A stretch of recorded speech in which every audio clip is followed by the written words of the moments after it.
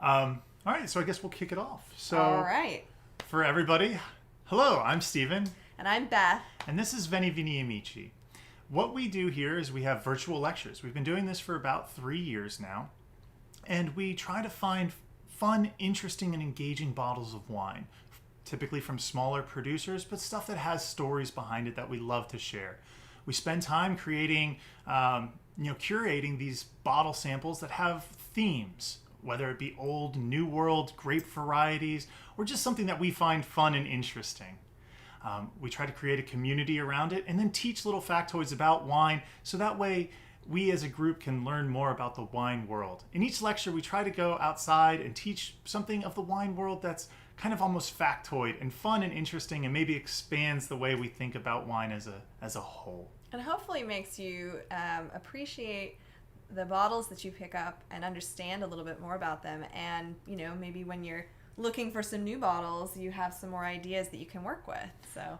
So we're happy that everybody is here today and has joined us. And so we're going to start our journey into Cahors.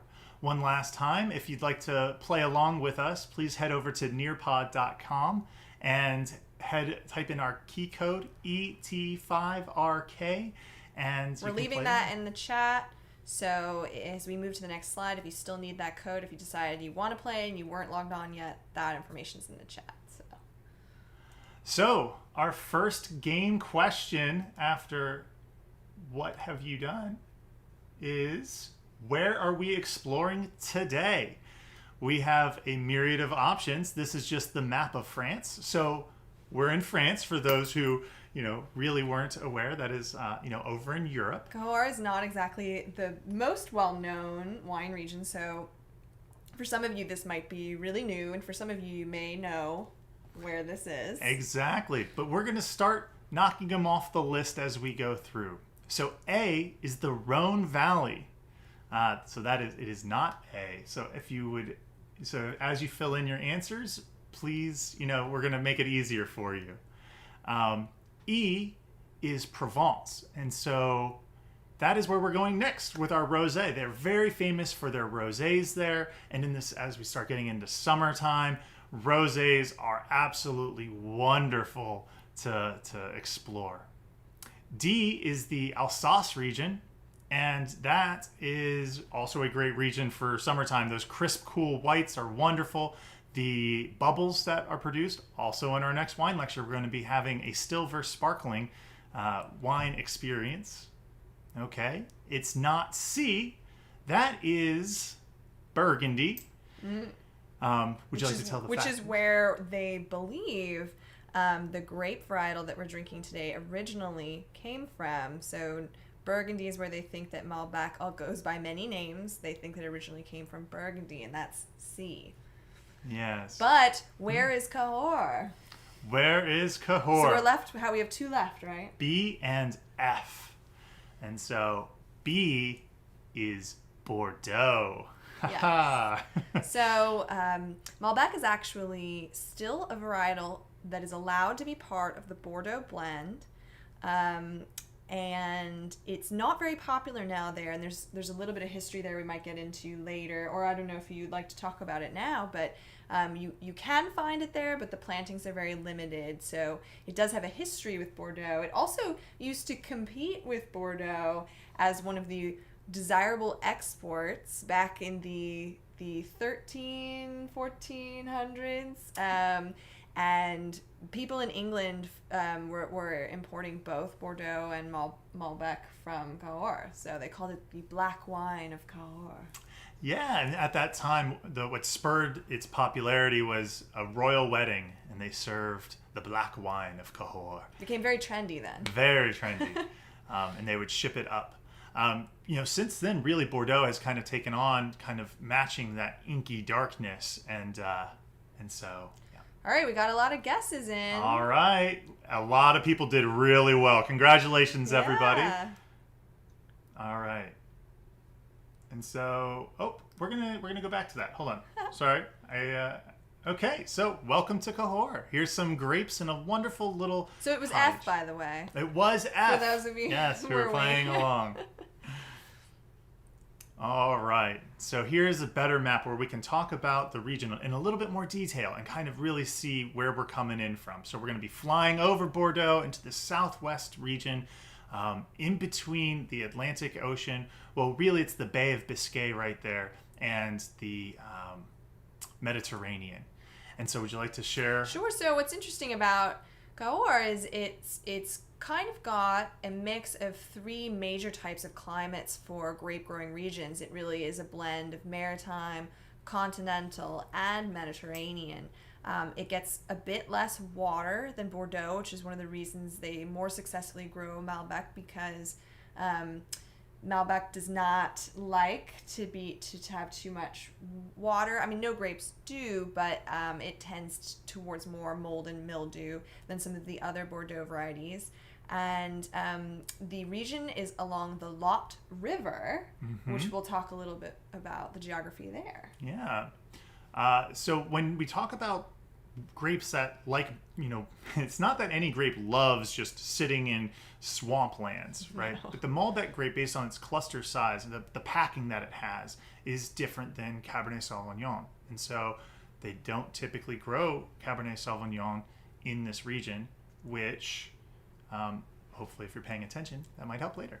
All right, so this is what the river looks like that Beth was talking about, the Lot River. And it reminds us a lot of like the Mosel River. It's really windy as it moves from east to west. And when we have that, we get a ton of different aspects. So there's kind of a plateau that exists, and then it goes down to the riverbanks on both sides. And terracing. Terracing. Is one way you might describe it. Yes, yes. And so it produces a lot of different aspects. And so here where we are located, we really do like that southeast, southwest facing slopes, and we get a lot of those because of the way the river winds as it goes through.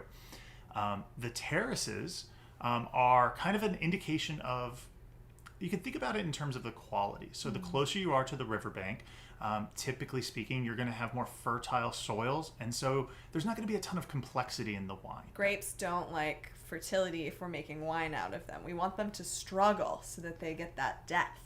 Yes, they want to give everything they have into those berries, and so we want to make them struggle. And then as we move up the sides of the slopes, the soil gets a little bit better, but really at the very top on the plateaus is the regions that we really want to focus on, because we have this almost like a ferrous type of soil and stones and heavy gravels that really allow for the grapes to grow and to struggle and to have complexity.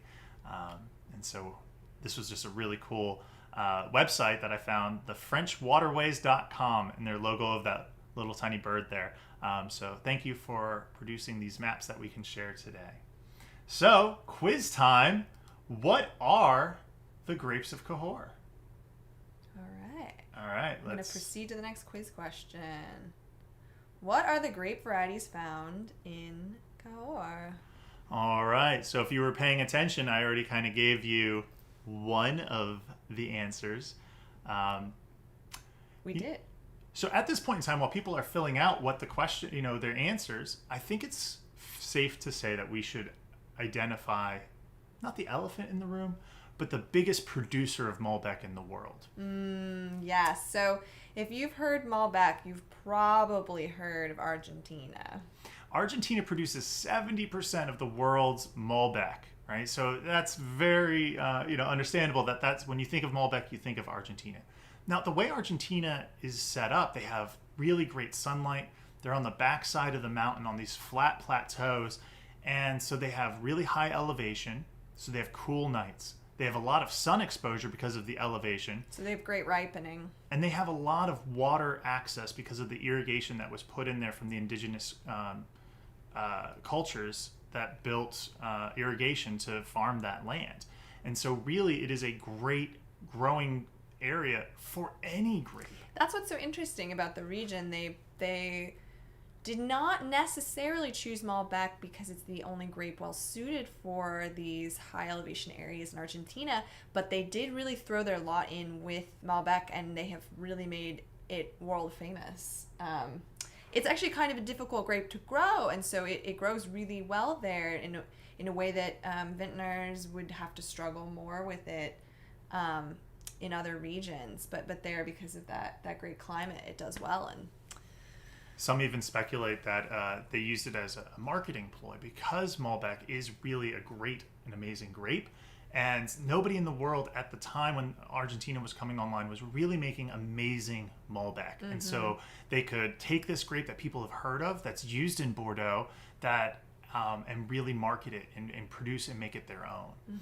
But since that popularity in Malbec has kind of helped rejuvenate and inform the consumers about it, it's given more lifeblood to Cahors, and they've really kind of reinvested in themselves and are trying to produce really high quality grapes as opposed to kind of more of that bulk wine. It's also a big reason why they've changed their marketing tactic a little bit. A lot of the bottles you'll see here, and a lot of the bottles you'll see now from Cahors that are marketed, especially in the United States, are going to say Malbec on them, which leads into the quiz question, I think, because Malbec actually has a lot of different names.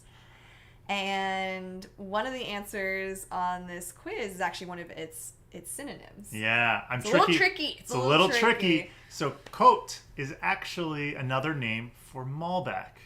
So we did have two people that were able that identified that Côte is Malbec. So congratulations to our people playing along. That's wonderful. But there are two other correct answers on here. There are. So Tannat is really a great and amazing grape that they grow in the southwest region of France.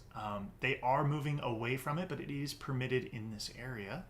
Yes, so the red wine in Cahors, so the designation there's only a red, and it's going to be 70% minimum Malbec and up to 30% of Tannat and, drumroll, Merlot. So the grapes typically grown here are going to be Malbec, Tannat, and Merlot. So there were multiple right answers. Nice job, all those who played. All right. And so now, in the past, we've had interesting ways to try to have people engage with us in terms of the tasting notes. But so now what we're going to do is we're creating a collaboration board.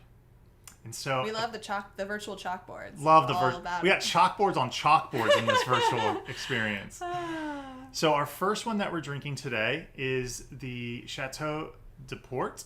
And so please feel free to write in your tasting notes when you detect it on the smells, maybe the acid level, or how it feels in your mouth.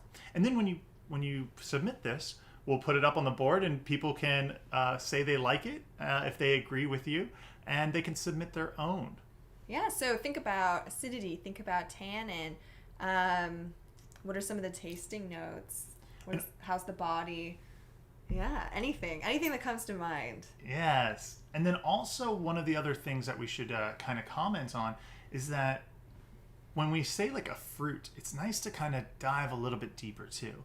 So if you say like cherry, is there a certain type of cherry? Maybe you're not super familiar with it, but you can maybe imagine in your head what a fresh cherry versus a stewed cherry. Is it a red cherry or a black cherry? Is it dried? Is it overripe? And this is just flexing those brain synapses to try to communicate to you what it's experiencing. All right, well, while we're waiting for some brave people to start us off, we can talk a little bit more about before we completely move on, I believe both wines tonight are 100% Malbec, but I did want to make a comment about the Tannat and the Merlot blends. Sure. They're not very common. I took a look, and the vast majority of the wines coming out of Cahors are going to be 100% Malbec, but sometimes people will blend the Tannat in to give it a little bit more tannins and make it a little bit darker. But Malbec itself from this region is actually already quite inky. What's so interesting about the difference between like Malbec from Cahors and Malbec from Argentina is that this Malbec from Cahors is going to be a lot darker in color, typically deeper. We have plums. Excellent tasting note. Yes, plums are a traditional tasting note from Malbec. I definitely think you get a little bit of that here. I'm getting that blackberry, fresh apricot. I love it. But the depth of color is something that's really famous here, even without the Tannat being added. And Merlot can be added to add some more lushness. But a lot of the producers are working 100% Malbec. All right, love Yeah. it. And We've got that's some likes. Excellent. It's Yeah. working. And the Tannat is really would be used to add, as Beth said, the Merlot can add some elegance and lushness to it, and the Tannat would be added in order to increase the tannin level of the wine. You can also play around with Molbec in terms of when it's picked. So the earlier you pick in the year, the more acidity you'll have with that wine, because this isn't necessarily a super alcoholic wine. It's not what they're shooting for. So this bottle specifically is grown on that third terrace, that area of land that is... The creme de la creme. Yeah, the creme de la creme. And it is closer to Cahors. On the map that we have here, it's located in the star. For those who are paying attention, there's also a little tiny dot point. That's where our second bottle is coming from. A little bit further down the river. A little further down the river, winding along. So it's going to be located 100 meters above sea level, which is going to help. That's just sitting on top of that plateau area. And we have this stone. And so with that stone over gravel, we're really going to try to see between the two if we can detect a little bit higher level of minerality in this wine. All right. I'm multitasking here, so let's see. Earthy notes. I get a lot more earthy notes with this. And again, if you've been consuming Malbec from Argentina and if you've never tried Cahors, one of the biggest differences that really strikes me right off is just the earthiness and the acidity. So different. Malbec from Argentina can be very lush and opulent, which is wonderful. But I love the earthy, sort of old world vibes I get from these wines. I think that they're just delightful, and I think the higher levels of acidity make them so food friendly, which I love. Yeah, and so with this wine, we see that we have dry black currant. I'm going to give that one a like too, because when we taste these wines, there is such a similarity to some of the Bordeaux's, especially in the same price point, because again, this is a value region that we're exploring today, and so really we get higher end Cahors Molbec, whereas if we were buying a Bordeaux at the same exact price point, it just may not have as much complexity in it. Mm-hmm. There's a lot of bulk Bordeaux wine. Bordeaux is a huge producer. There's a lot of absolutely world-class wine, but one of the great things that's happening now in Cahors is there a lot of quality producers are really getting their bottles over here, and people are starting to take notice, and the quality is just getting better, but the price point is still so reasonable. It is. All right. I love the tasting notes. Note of dirt. It's I think it's a little earthy. It's a little dirty. I like it. Dirt in a good way. Yeah. Forest floor. Yeah. Dried leaves. Dried leaves is a really popular tasting note when you were thinking about gravel. Gravel. I like gravel. I like because that leans a little more to the minerality, which I do think this has some. Yeah. A really nice gravel. So I put on there the vinification. And so this is taken straight from their website. And I think it is kind of important to talk about what do these terms mean. Mm-hmm. So when they are destemmed, it also just showcases the love and care that goes into these wines. So when they're destemmed, that's literally pulling the berries off of the stems. The stems are going to have a little bit harsher tannins in it. We get tannins from the seeds, the skins, and the stems. Mm-hmm. And so when we get rid of those stems, there's a tannin source that is now removed. We have 3 weeks of maceration. So maceration is when you bundle up all the grapes to get all the juices out, and you let it sit on those skins and on the seeds in this case, no stems because we got rid of those. And you let it sit there for 3 weeks. And we're going to get some beautiful color that comes through with that 3 weeks of maceration. And it really helps the tannins and the acidity that exists, really just everything to start playing well together during that period of time. This was produced in a pump over style, and we're going to get into that in a little bit. The pump over versus punch down. And they use 12 months of barreling before they bottle, and they have a mix of new and old. And that's really where they can start playing around with the different types of vinification styles to produce the wine that they want at the end of the year. 2015, if anybody has attended any of our previous lectures, you guys know that 2015 is our favorite year. Because it's so easy to remember. It was a great year everywhere. Everywhere produced great wines, and I don't think that this is any exception. This is... As soon as I opened it... Yeah. It's a fabulous wine. It drinks so well. And so that 12 months of barrel aging, that new versus old, if they did have like a wetter year and, it's just not as giving in terms of its flavor profile, what they can do is they could use a little bit more newer oak, and then you're going to get more of these vanilla notes and these fresher, leather notes. And the grape juice itself might not show its true character, but it will still have a ton of character, if that makes sense. Whereas I would imagine that in 2015, we don't quite know, but I don't think that they used as much new oak. They didn't need to. The grapes were just so beautiful, and they could do so much with it. Yes, a lot of winemaking techniques have developed to sort of compensate for years that didn't go as well, and so sometimes they're used to correct. But when you have a great year, you don't need to do any correction. So, and that's great to talk about in terms of if they've gotten rid of most of their Merlot and their Tannat, they don't have other grapes that they can rely on. See, the Bordeaux region has their Cab Franc, their Merlot, and their Cabernet Sauvignon. And so the hope is that one of those grapes does really well, and then you can lean on that grape for your blend. Blending really allows you a little more flexibility when years go differently. But yes, when you're doing 100% of a single varietal, you really need the weather to work in your favor. And so paying attention to good vintages, especially with 100% varietals, is really important to pay attention to.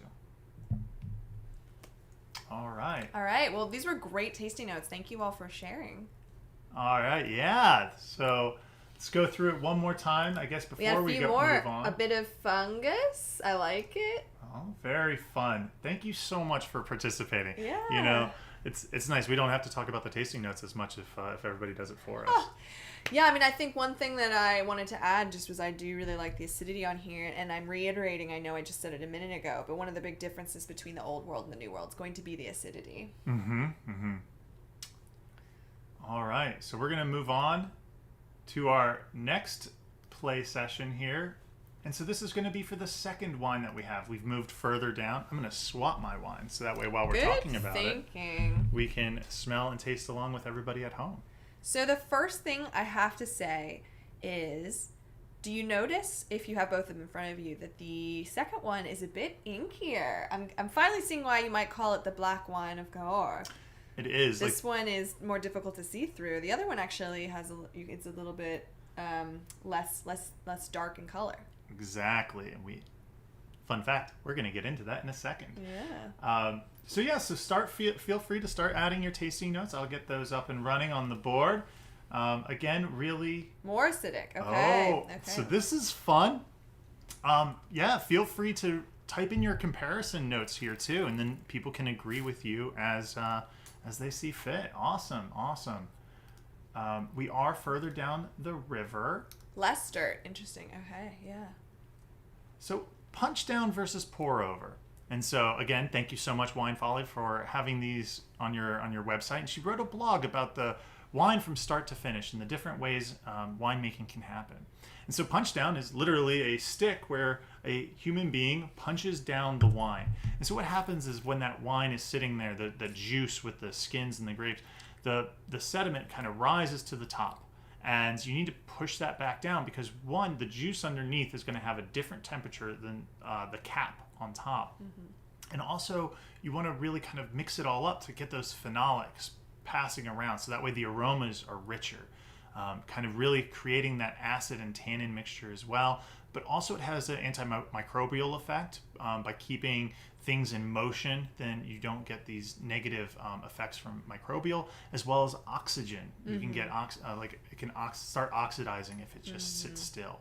So the two mechanisms that they do: punch down and pour over. As you can see in the pictures, it literally involve pushing manually grapes down or taking the juice from the bottom with a pump and putting it back on top. Yeah. So this is where we're going to get a little nerdy for you. So with the pump over versus the punch down, there's a difference in the temperature as it's forming. And so these are living organisms. And so when you have these different temperature differentials, we're going to have think about the random walk. So if you have, a point and then it's a random in what location you go to, and well, I guess that's maybe too nerdy. All right, we're going to back up on that one. So the change in polymerization allows for a difference in the formations of the phenolics, the complexity, and the character. And so there is a paper that was produced that took a look at that. This was done with Cab Franc, and really what it does is it takes a look at what is the cap temperature difference between punch down and pour over. And then they take the end resulting wine chemistry and analyze it. Mm-hmm.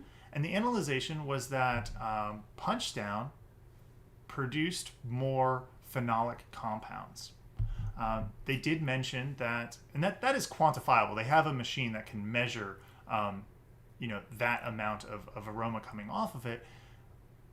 But what was interesting about it was they did comment that like the punch down mechanism has a shearing effect on the grape skins that pour over doesn't necessarily have. Also, there's just a little bit more variety and variability between the depths of how far things are getting punched down. So, it's just a very interesting thing to think about that people are trying to optimize to even that level. One of the things that I did appreciate about this summary was that they had a blind tasting at the end to see if people could detect a difference, and if they could detect a difference, which they preferred, and if there was any commonalities. And the report kind of stated that people did detect a difference between the two wines, but there was no correlation between the writings that people wrote about the two wines that could be like definitive proof that there are certain characteristics that are detectable. And I think that kind of speaks to wine consumption in general. We have our tasting notes here that we're kind of talking about, and it's really more of a stretch of you trying to figure out what your brain is telling you based on the sensory that you're getting, and it could be different. It's likely going to be different than how somebody else would report that wine. There's no absolute right answer in wine tasting. Exactly. And anybody who tries to tell you that they have the right answer, they're just very confident in what they believe to be true. All right. Oh, we got some more responses here. All right, Love great. these responses. So we got some mushroom. Okay. Well, More pronounced nose, so bigger on the nose. All right. Forest floor. I definitely feel like this one has. I feel like that I get more mouth drying tannins on this one. This one I feel like is drying out. It's got some so tannins can. But one of my favorite descriptors is like if you eat a bunch of saltines and your mouth gets very dry from that. I'm getting more of that feeling from this one than the other one, a little bit. Yeah, and I would definitely consider this to be like a silky texture in your mouth. There are common terms, silky, powdery, grippy. Those are kind of common terms. And again, it's kind of learning another language when you are trying to describe the sensory effect on your body.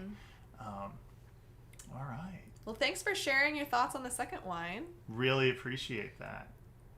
Okay, and so if you were paying attention to the first one, we had pour over on the first one, and the second wine that we're drinking today is punch down. And so the punch down mechanism is going to, again, break up those skins a little bit more, and I think that's what kind of leads to that darker color. Release a little bit more of the phenolic compounds. Could be. It's all starting to come together a little bit. And so here's what wine WTSO put out as their official tasting notes on this wine. And we can kind of see from there that we were saying a lot of the same things, that this acidity is pretty high. The tannin level is there on this one. That is nice, though, that the body of this, I do kind of agree. It has like a little bit lighter of a body than maybe your really oak-heavied, maybe like a Rioja. Yeah, I mean, I think this blend of acidity and tannins, I personally think it makes it a little bit more versatile. If it was any heavier in the tannins, I would lean to more really sticking to more grilled foods and meats, but I think it being a little bit lower in tannin, a little bit higher in acidity, really provides the ability for it to pair with just a lot of foods. We have some cheese here. We have some camembert. Malbec's traditionally paired with blue cheese, but I really don't like blue cheese, so we are not doing that tonight. But it traditionally pairs with anything grilled ostrich, anything like that kind of. But I think this one really is much more versatile. And we also did go with the camembert because it has more of like a mushroomy funkiness to it. Really trying to pull out those earth notes where they complement each other. And that's why we went that way instead of the blue cheese. Let's see. We also are drinking 2015s and 2016s tonight. So we have a little bit more age in the bottle in these. And again, that tannin structure just has time to evolve in the bottle and become more integrated in the wine and more delicious. If we had a younger Cahors, I think we would have a high acid, and we would also really kind of have more of that impact of the tannins. But they do hold, as we said, as we saw, they hold them for a year in the barrel, and then they might even hold them likely in bottle at the chateaus for a year or two before releasing to the public, to really allow those tannin structures to integrate in with that wine and that acidity to be so balanced. I think these wines both are very well balanced, and I would be proud to serve them at any party or gathering as we venture outwards. Lots of fun notes in here. Very much so. So thank you everybody for attending today. Thank you for those who participated. We are so happy that you guys came back. We know that we were away for a little bit. We are now down in Charlottesville, Virginia, so that way we can be where the grapes grow. We hope that you guys will join us on our upcoming virtual lectures.